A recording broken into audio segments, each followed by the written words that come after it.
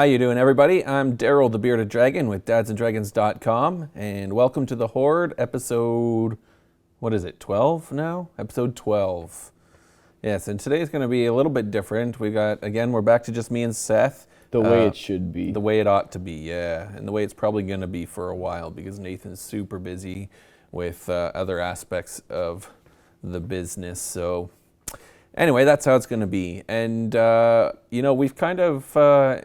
it's been a long time since we gave some love to the Gear VR, right? Very true. And so we're gonna give it love 2 times. That's twice as much as one time. That is twice as much as one time. And that's like, because it's been 0 times, you can just pick a number and it's that many times more than any other show. Well, that's what I was going to say. Yeah, I know, but then you're like, wait a second, that doesn't work. Okay. Anyway, so... a little something I'm going to say, in case you're not wanting to watch the entire show because you don't have a Gear VR, or you do but you don't have a Rift or whatever. Down in the comments, or in the description rather, I always put links to the specific sections so you can watch the parts you're interested in and skip the parts that you're not. Of course, we would prefer you watch the entire thing, but if you don't have time or you just don't have the interest, they're down there for you, just in case you didn't know. Today we're going to be looking at 3 games. The first one came out today, and it's the only one that came out today because there wasn't a lot to choose from today, was there? Yes, between yesterday and today, not much. Not much came out. Not much worth looking at came out. Yeah, burn. All right, okay. So we're looking at Rush, which is a wingsuit game. So it's like jumping off cliffs in squirrel suit. Why are you laughing? I don't know, just a funny funny? name of suit, I guess. Yeah. All right, so we're going to be looking at Rush. We're going to be looking at a game that came out, I think it was last week this game came out, Terminal. It's really good. It's also for the Gear VR. So those are the 2 Gear VR games that are getting love today, and then we're going to be looking at, finally, we're going to finish off with Loco Dojo. That came out on the Rift a couple weeks ago anyway, and I've wanted to look at it, just haven't found time to get into it, and I thought this is a good week to look at it. So... why don't we just jump right in? Let's dive. Let's dive fly right let's in. Fly right Let's into it. Squirrel suit right in, Yep. through some rings, down the mountainside, right into this episode with right. Rush on the Gear VR. This came out today, and it costs $8.99. I think, in my opinion, so why don't we start off telling them what it's about. So as they can see on the TV right now, there's 3 levels to choose from, and each level has like 28 million courses, right? Yep. But they're not that different, I don't think, from what I've seen. We haven't tried all of them by any means, but they're very similar. Like the change of like the three different venues or environments, I guess, are far more changed than the different paths you take down it, right? They feel very similar. Yeah. And because of the type of game it is, you aren't really looking at the environment too much because you're focusing on where the next ring is or whatever. But it's one of the games where you don't really need a controller. You don't need a controller. You don't need either the new controller or the old controller. The only thing that you would ever need to interact with besides looking around is just to tap the side of your head to use your boost, right? So as you dive down the mountain, if you skim close to the ground, go through rings, go close to trees, close to walls, whatever, you build up a boost meter, and then you can press the side of your head and you boost, right? And it's basically a racing game. There's I think 4 other people going down the mountain with you, and it's just who can get down first. So there's the race, there's time trial, and then there's a 3rd mode, which I think is score attack, which I never did get to try. Did you get to try that one? No. I've played other games that are like this. I've played one that was like this on the Vive. I think I played one like this on the Rift, but it might have been on the DK2. It was a long time ago. And I would say out of all the games that I've played that are like this, where it's like wingsuit down a mountain sort of game, this is the best one I've tried yet. Yeah. I was actually really worried when I saw it. I thought that it was going to be very nauseating. Yeah. But it actually wasn't bad at all. Like, I've learned that I'm bad with that sort of thing. Yeah. Because one of the games we were going to look at today was Sub-Level 0 on the Vive, but it made you really sick. Yeah. Plus, it's the new update's coming in July 13th. July 13th. So we're going to cover it then. But yeah. So what did you think of the game overall, though? Like, aside from the fact that it didn't make you sick. Well, I mean, at first I don't know, like it was good at first, and then I was a little underwhelmed because I kind of thought that the skill ceiling would be fairly low, but after the whole, like, I didn't realize once you were really close to stuff, you built up boosts and stuff, and it does require some fairly tight, I guess, looking. It does. My whole time playing it, though, I was like, I wish this was a Rift game instead of a Gear VR game because it wasn't quite smooth enough, I felt. Like on Really? Like I thought the only thing I found was that, like, turning was really slow, like, but even then that was probably just like the way that it is or whatever. I don't know. I felt it, to me it felt a little bit choppy, but like not. I don't want to say choppy because it wasn't like stuttering, but it was like not as smooth as it could have been. And I kept thinking, oh, if this was on Rift, you'd be getting that extra. I think Gear VR is 30 frames per second, Rift is 90, so you'd be getting that extra 30 frames a second, right? And that would just be like buttery smooth down the mountain, and it would feel a lot better. Yeah, I didn't actually notice like a low FPS. No? It was fine with me. So maybe I'm just weird, I guess. I don't know. But there's a lot of content here, and if you like the idea of sailing down a mountain in a wingsuit and controlling with your face, right? Because that's what you do. It's unfortunate that they didn't use the stick control. I mean, it's still, I guess it's not realistic, but it's not really realistic control with your face either, I don't think, right? I mean, I've never used a wingsuit, so I don't know how they do it, but so there's two options. You can look or you can tilt your head. I tried both. I advised you to use look because the tilt one was a little uncomfortable. Did you end up trying it? Or? No, I just stuck to look. Yeah, it's probably for the best. Yeah, the tilt one was, not only was it more difficult to think about where you were going because it's just a natural tendency to try to turn your head to and not do this, right? Like that doesn't really make sense. But yeah, it's just they don't even need the tilt one. But I guess if you prefer that, then you prefer that. But for me, it didn't make sense. So, but anyways, $8.99 for Rush. I think that's kind of steep for what it is because, like I say, there's like 20 paths down the mountain, but ultimately it's the same thing every time, right? Like, yeah, I think for me, since it's like mobile VR, like it's on the Gear VR, I think it's allowed to be a little bit pricier because it is good for like a Gear VR, you know. And it's like, I think if that was the only thing I had access to, like if I couldn't do Rift or Vive, then I wouldn't mind dropping $9 on a game like this because it is. And again, it depends on how much expendable money you have, right? Like I'm, being, father of two and married and stuff. I don't have a lot of money.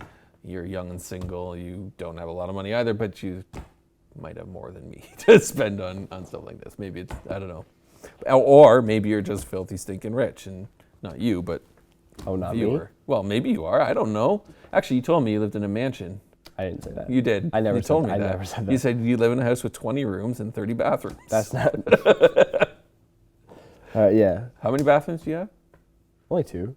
Only 2? Yeah. I thought you said there was like 40. I never said that. I thought you did. I'm pretty sure you did. Anyway, whatever. It doesn't matter. The point of the matter is I think it's a bit pricey. Seth thinks it's okay.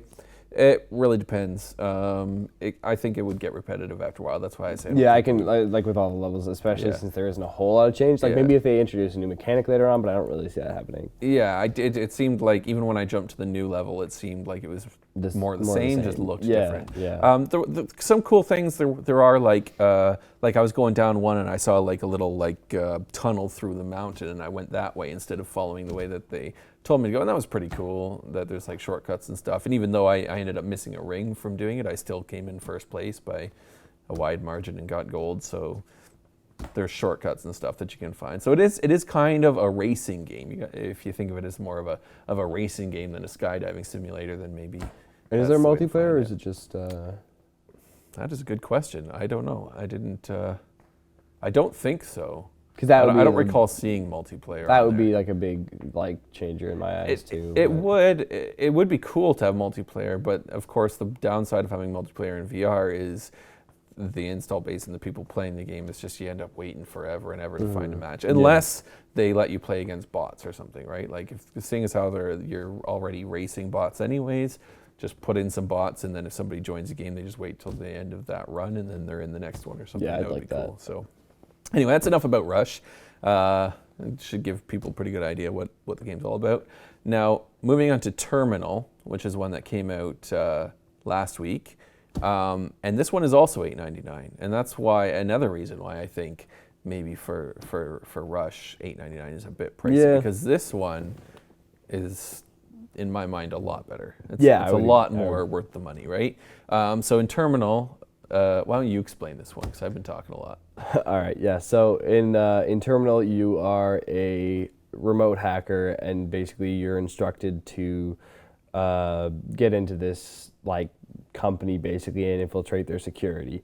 So you're hired to do this, and whatever, you go in and like you're being talked through it kind of by this woman, and you're talking back. The voice acting is actually really good. That was one of my favorite parts about it. It was really well done. And you control this bot basically that you've hacked, and you kind of go through puzzles, and you basically try to further infiltrate your way into this corporation and try to take them down through whatever tools you have and whatever puzzles are presented to you. Right. And it's largely a lot of stealth, right? Because you're avoiding. Yeah. It's mostly avoiding security robots. And It's like robots, but with it's like Metal Gear, but with robots. Metal Gear with robots, but with Metal Gear. Yeah. But anyway, so the way it's set up is you've got your viewpoint is static in each area.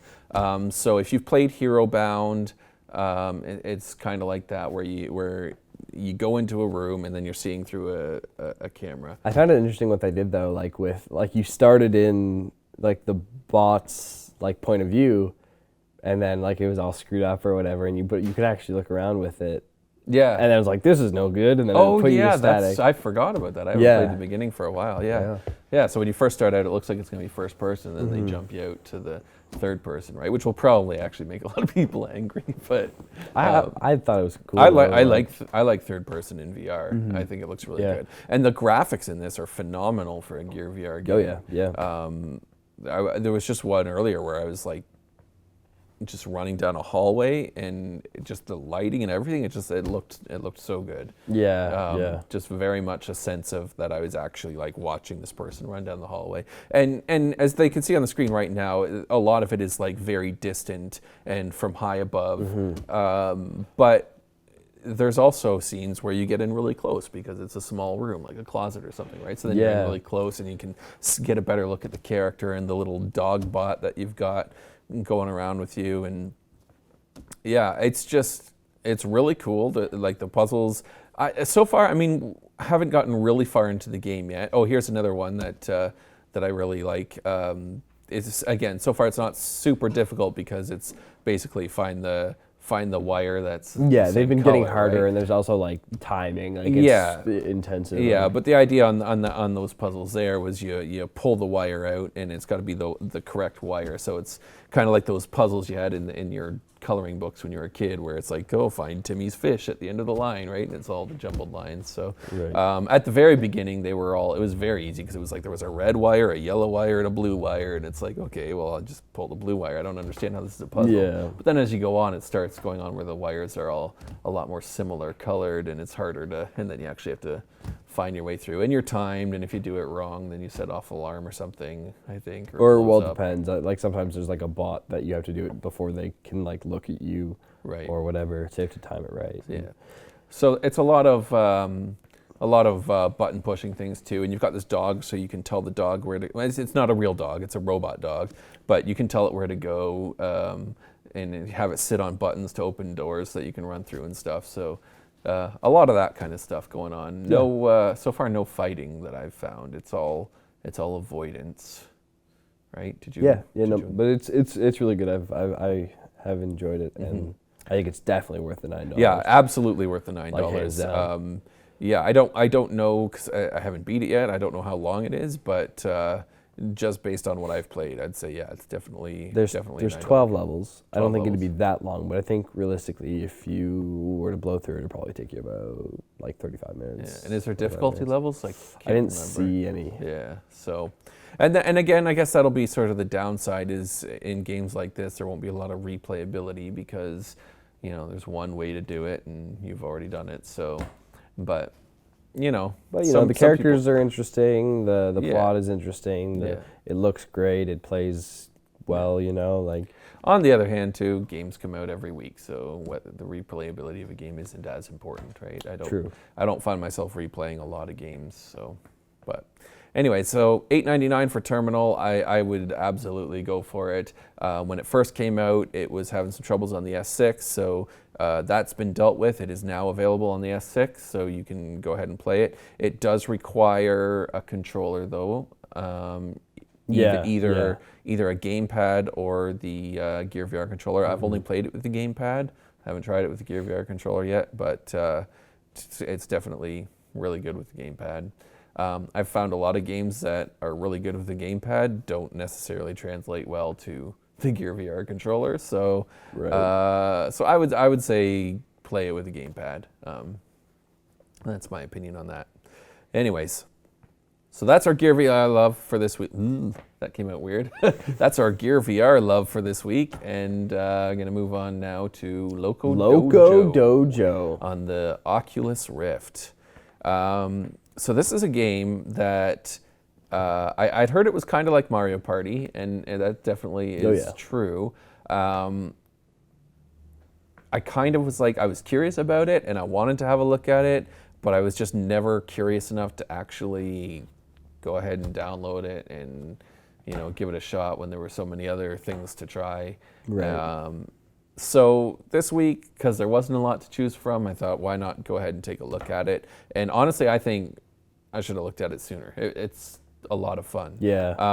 Now there is a multiplayer mode.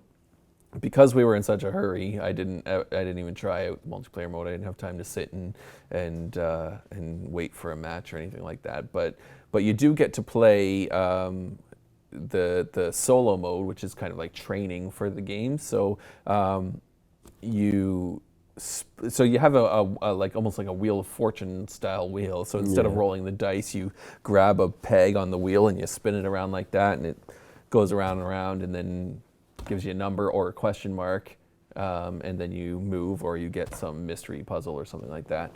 And then it takes you into a mini game, and then you can see this one right here. You've got these giant claw hands that, and the fish are jumping out of the water. You got to try to get them to land in the boat, and it's really, really hard to grab. You would think because you got these giant crab hands, it would be easy to just grab it out of the air and drop it in the boat, but it's actually really hard, and I found myself more often than not trying to deflect them into the boat. That's what I ended up doing. Yeah. I was trash at pretty much all the games, but they were all fun. Yeah.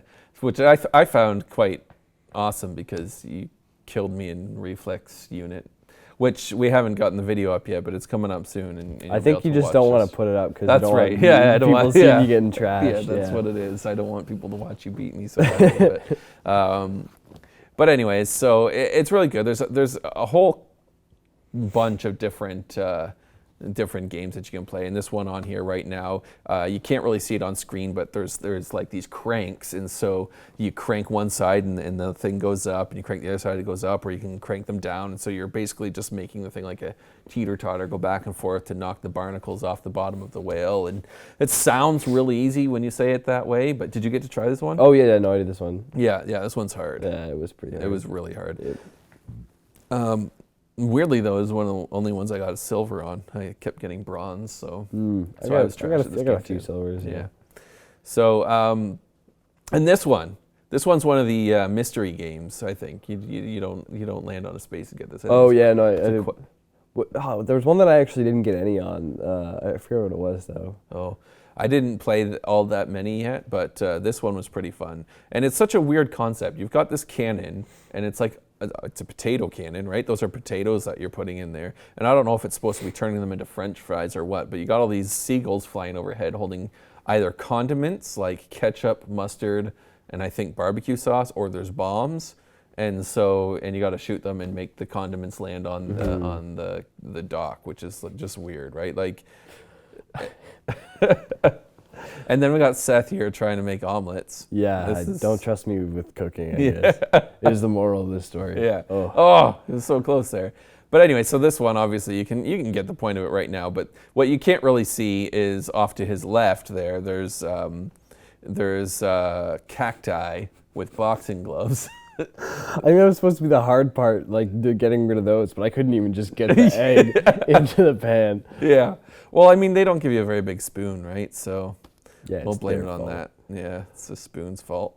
But it's just a lot of weird, silly games like this. And if you've played Mario Party, then you sort of get the idea.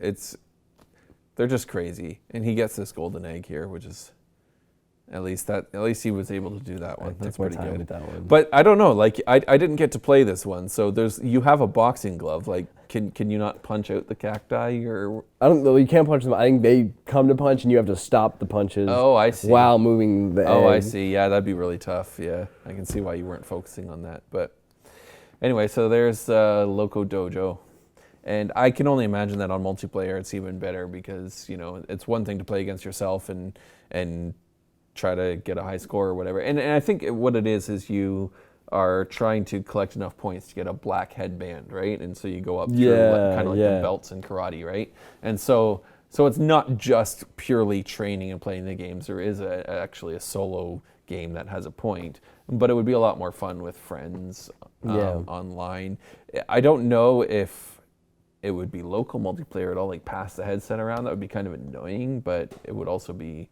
Yeah, it wouldn't be that bad. Well, none of the games really require, like, a lot of, like, you don't have to strap in or anything. So. Yeah. It would be really cool to see a game like this that somehow, and I don't know how they would do it, but make asynchronous play so that one person can play on the computer and the other person is in VR, and maybe even, I guess they did it a little bit on the Wii U, rather, where the person with the gamepad would play against people with the normal controllers, right? So you could have it where you got people with regular Xbox controllers and the person in VR is doing something different than they are, but they're competing against each other or something. That would be really cool. Maybe it is. I don't know. I really want to get into this game a lot more. Actually, I like it a lot more than I thought I was going to. The question is, do we like it for $22.99? I think it depends. I think I'd have to spend some time in the actual multiplayer to decide. But like, if it was, I can see how it would be a lot of fun. Like, I was enjoying them just by myself, and if there was an element of competition, I think that would be hilarious. Yeah, and I think and if you know somebody else who has a Rift, then and I didn't even think to check if it's out on Vive. It may very well be out on Vive. So if you know somebody else who can play this with you, then I think probably absolutely would be worth $22.99. Oh yeah, I agree. I definitely want to spend more time with it though. It was kind of a last minute decision to put it in the show tonight, so we didn't get as much time as we usually would get with a game, but definitely it's thumbs up from me. Two tentative thumbs up from me for this one. So it was good from me. No thumbs? I don't have any thumbs. You don't have any. Okay, well, with that, I guess we'll call it quits, and I think this might be our shortest episode yet, but I might be wrong. I don't know. It flew past, Seth, just like... Because we just had so much fun. And we did. We had so much fun here. Without Nathan. Well, and that's just the way it goes, right? When Nathan's not here, it's just... We enjoy ourselves. We enjoy ourselves, and when Nathan is here, it's right?